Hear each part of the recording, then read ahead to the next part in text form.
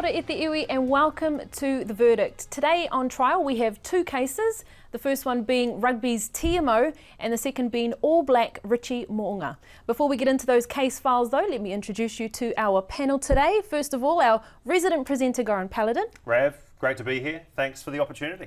And former All Black Mils Muliaina. Kia ora, Rav, good to be here.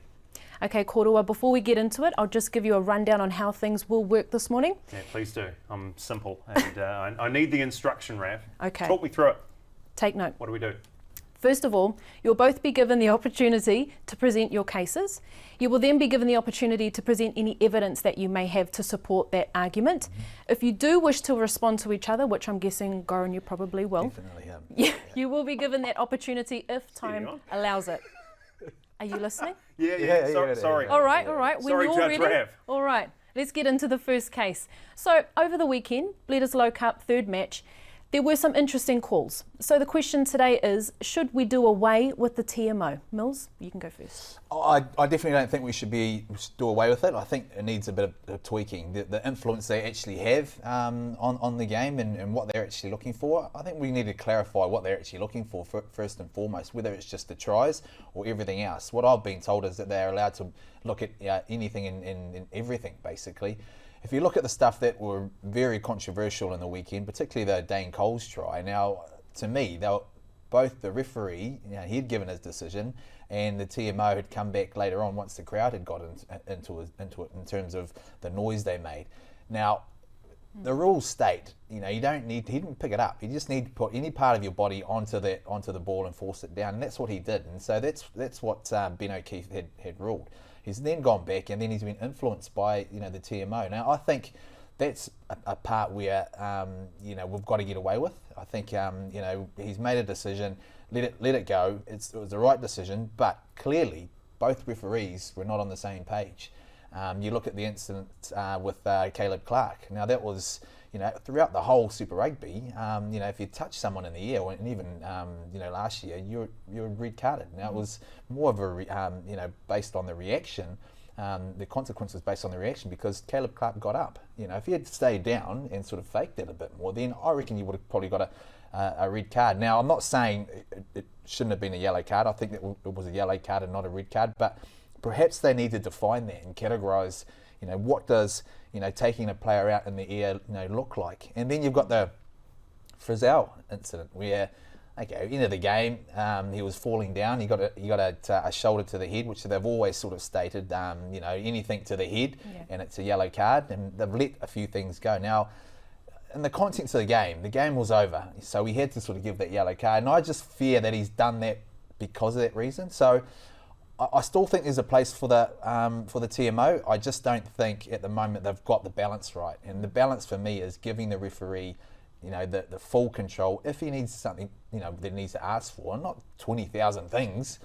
Let him ask for those, while the game's still going. If it needs to come back, then they come back and adjudicate that.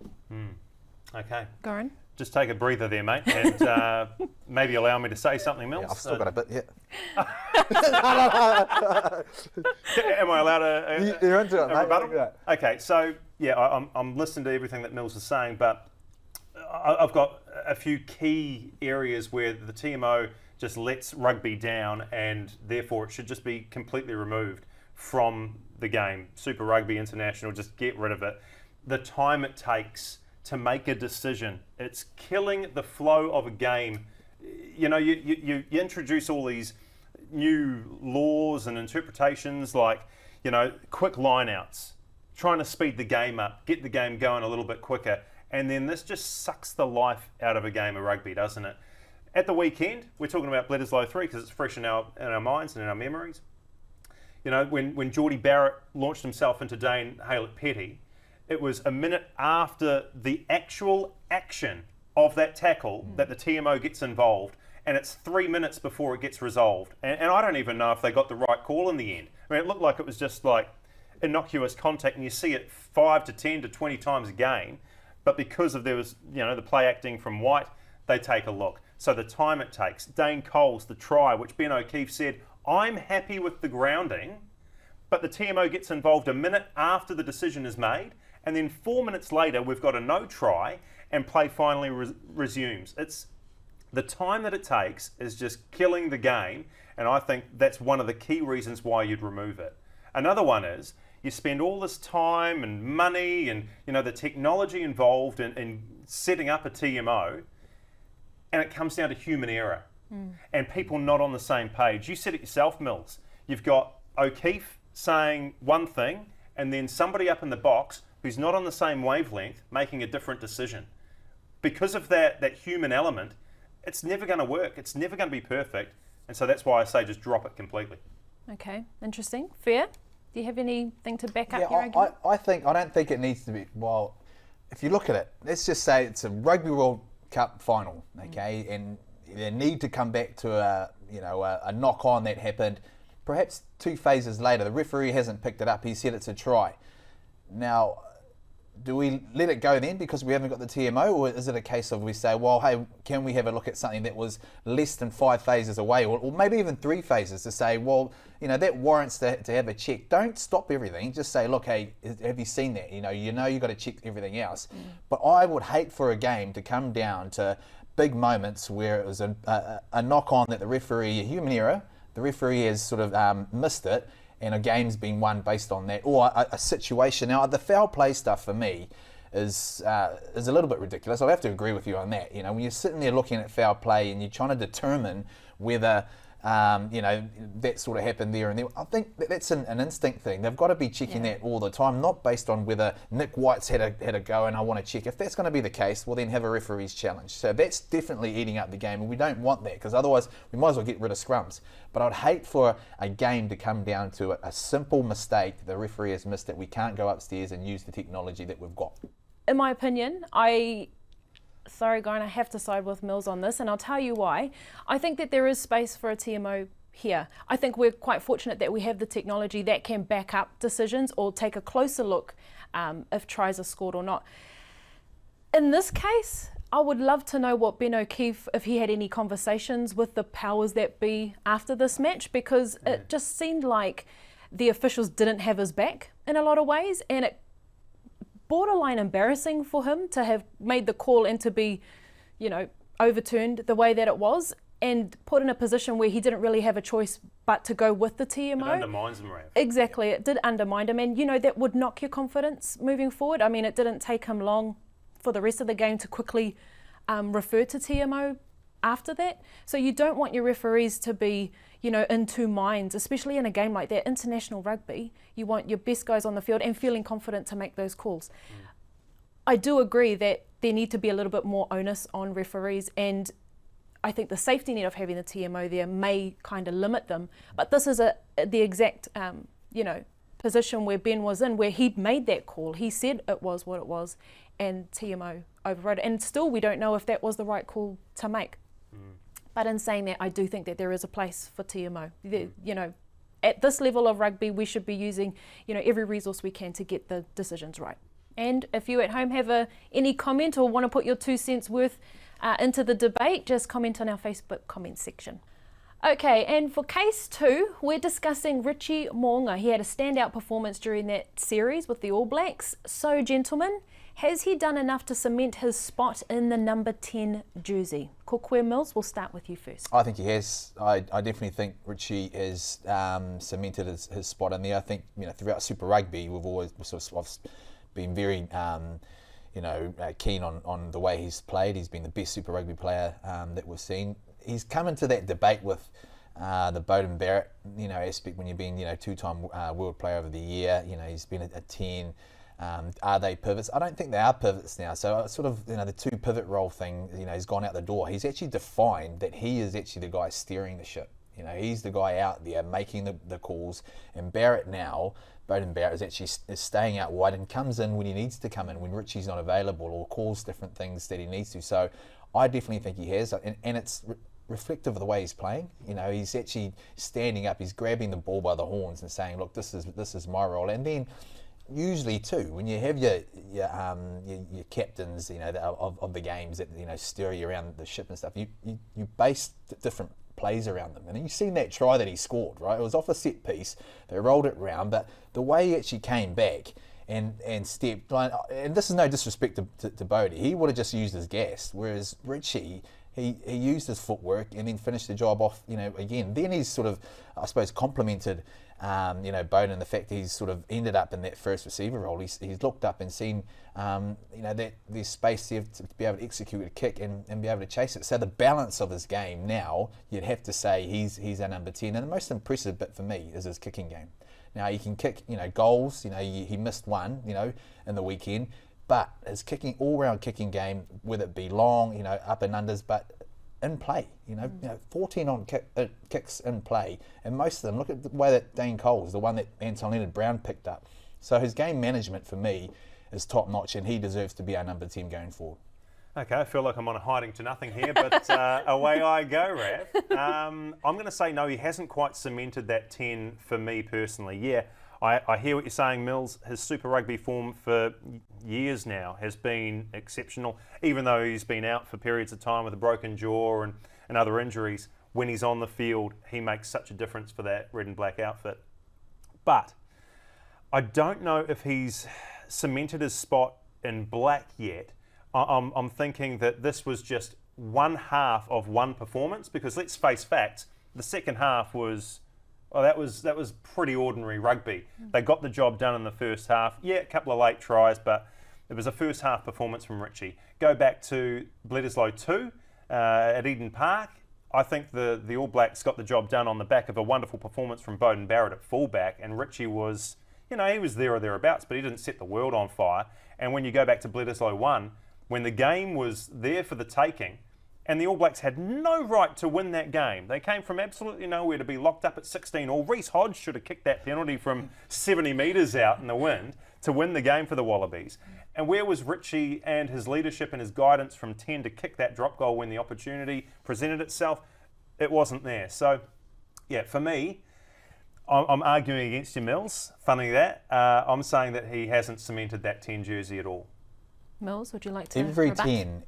10 needs a bit of time to find his feet. And for the last few years, Beauden Barrett has been the number 10. And you've had Ben Smith at the back, throughout those years before the Rugby World Cup. Then they decided they had two of the best players in New Zealand they needed to use. So he's been in and out in terms of that. Okay, you talk about the first real crack he's had, where he has, they've given him the reins and said, "You're number 10." Is that first Bledisloe? Yeah, he didn't shine. He didn't come out and say, I'm going to be the next 10. But then he slowly got himself back in that second test where the star of the show was Beauden Barrett. He was out wide because he wasn't dictating the hard stuff that Richie was doing. Then people start to forget about it. And this is what I love about Richie Mo'unga, because he wins big moments. Now, you talk about that first half, they were massive moments that he won. He got them, to a 26-odd point, head start. Who cares about the second half? I don't care about the second half, and so... Well, I did as a viewer. I wanted to be entertained all the way through it. What about you? Well, he is a big-time player. He steps up when they're going backwards. He's done that for the Red and Blacks. Now he's starting to feel a bit comfortable about his role in the All Blacks. He'll only get better, and I can guarantee you in the next couple of years he will be World Rugby Player of the Year in my eyes, no doubt. Rav, Mills mentions the tries that Richie scored in that first half. Okay, so the first one that he scores, it's off the back of, there's a line out, there's a maul, there's a huge blindside occupied by a hooker and Nick White. Any first five worth their salt who's had any experience whatsoever knows that there's a truckload of space on that blindside and there's a slow as hell hooker that I need to beat. Anybody could have scored that try. I would have scored that try, Mills. No way. I haven't been running for a number of years, but Rav, trust me, I could have scored that try. Okay. First, you've got to give credit to All Black coaches, because this is obviously something that they've seen there, that they could do a wide enough drive to sort of separate, the hooker and Nick White, who was on that blind. But you've still got to finish.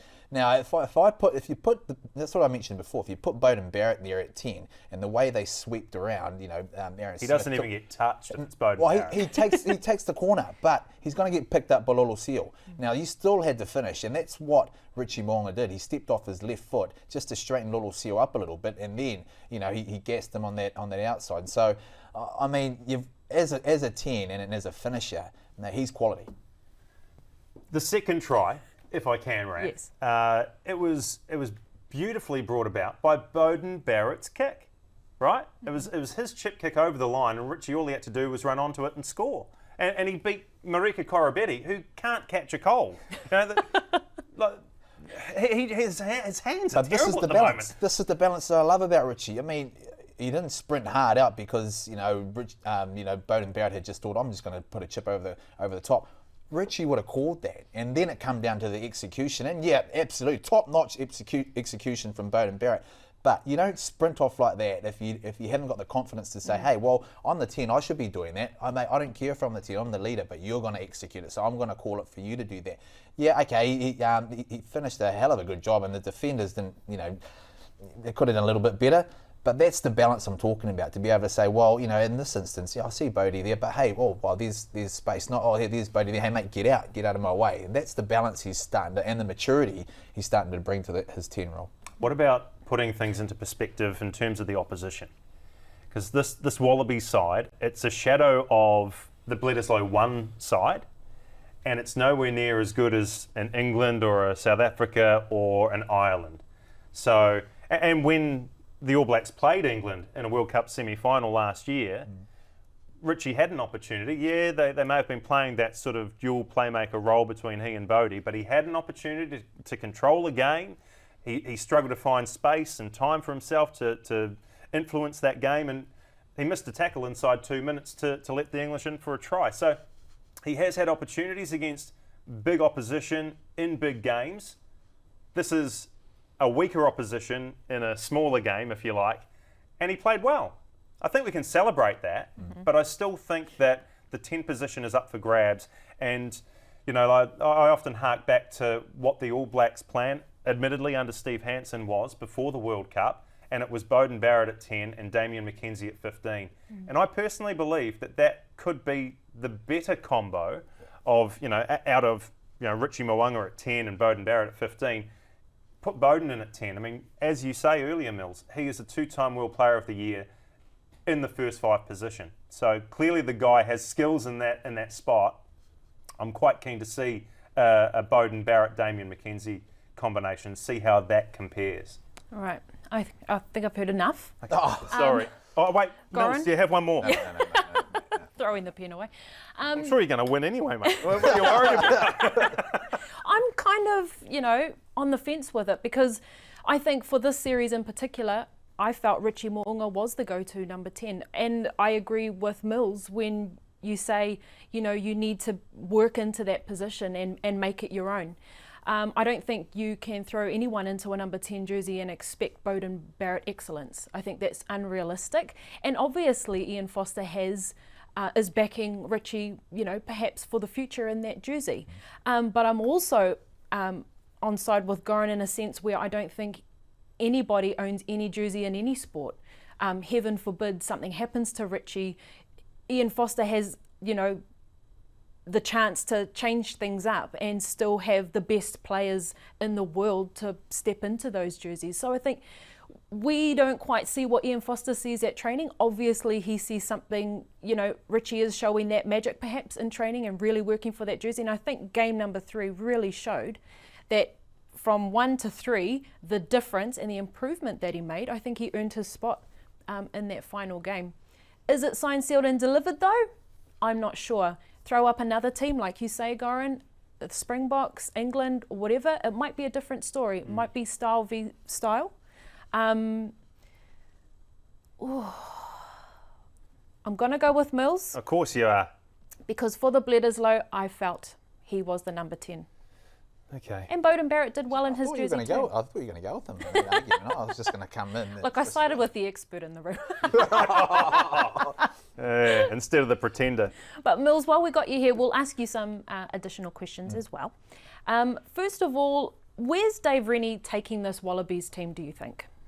Well, I think after that first game, he would have been, pretty happy with where they were. I know there's a lot for them to work on, but after that third Bledisloe is a big hill to climb, and he's a quality coach. There's no doubt about that. That what he can bring in terms of the culture, and we've started to see glimpses of that.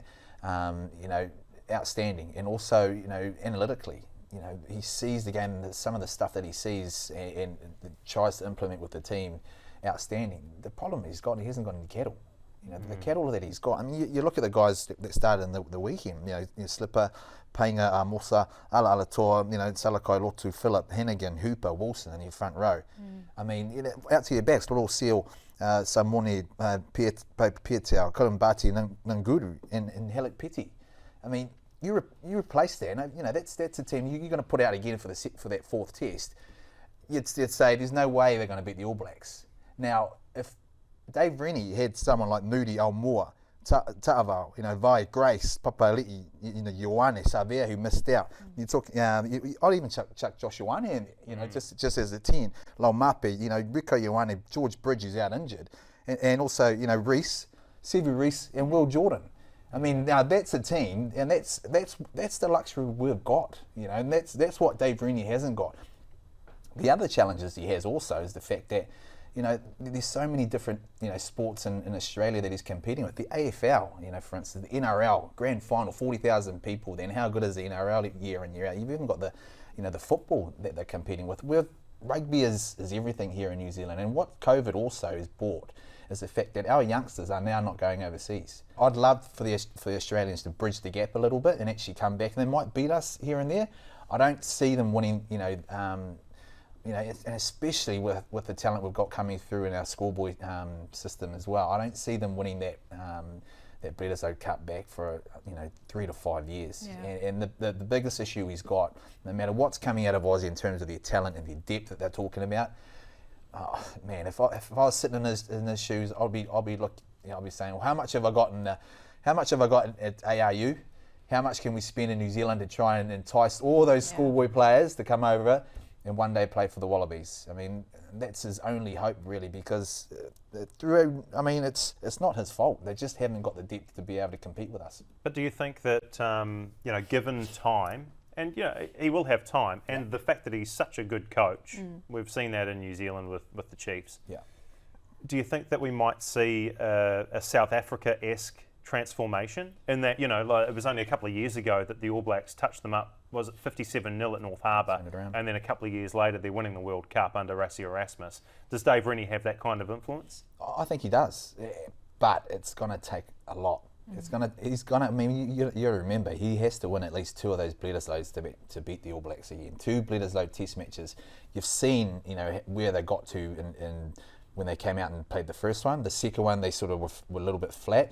And then the third one, that's when the intensity really starts. We look at it Super Rugby, you're playing for the best teams in the world week in, week out. That's the intensity our Super Rugby teams have got to. He hasn't got that. 1 or 2 players drop out. Who are you going to fill them with? A debutant. And it's, look at Little Seal. He has got massive reps on him at 10. He comes in for his first game, and you'd sit there and go, what has that done to his mental state and the fact that and that's huge. So he has got that. He has got the ability to turn it around, and perhaps that's probably his next focus is how do we win? The Bledisloe Cup. We've got 2 chances to be able to do it. How do we put all our resources into that to make sure that we win it, and hope that to God that we don't get any injuries, because they're going to need everyone on board. Well, when you put it like that, Mills, that is one heck of a hill to climb for Dave Rennie. Yeah, stuff that. Good luck, mate. Good luck. To your career, who was your favourite coach and why?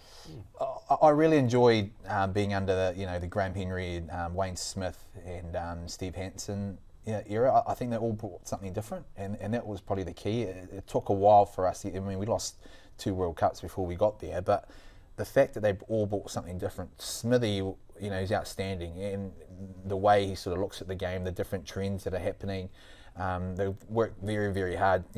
Ted also was big on that, and Steve, he just brought something different. He could see different trends in the way the game was sort of moving, and then sort of brought them to life. But the key thing was the man management role that they played in getting players up. I talk about getting to that level week in, week out, but you've got to trust the coaches that you have on board to be able to bring you to that level, and and play, the game plan that they want to play. And those three coaches, for me, were definitely massive influences in my career. Graham Henry's about the size of a field mouse. Mouse. But did he carry a big stick, and did he often scare you in the changing sheds? There was one moment now, and now we're looking into the the game in Brisbane when we lost in Brisbane before the Rugby World Cup, and he just went nuts after the game because we had lost. Wow. I was sitting there, I was in the leadership group as well, and he just went bananas, kicked a box with hangers in it, and they all sort of flew over and hit me in the head.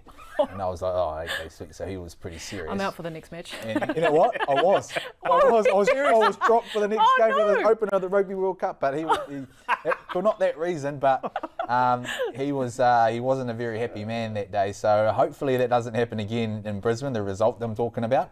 But he did. He had some stern words, a few times over my career, and to the players, and for a lot of them, you're right. He's a small man, but certainly when he spoke in that tone, you knew where he was coming from. Mils, thank you so much for joining us today and giving us your expert insight. Pleasure to be here, and go 2-0. Yeah, well played. Well played. Congratulations, yes. What a loser. Remember, if you have any comments that you'd like to make, drop us a comment on our Facebook page. Goran and I will be here next week putting everything in sport on trial. Mā te wā.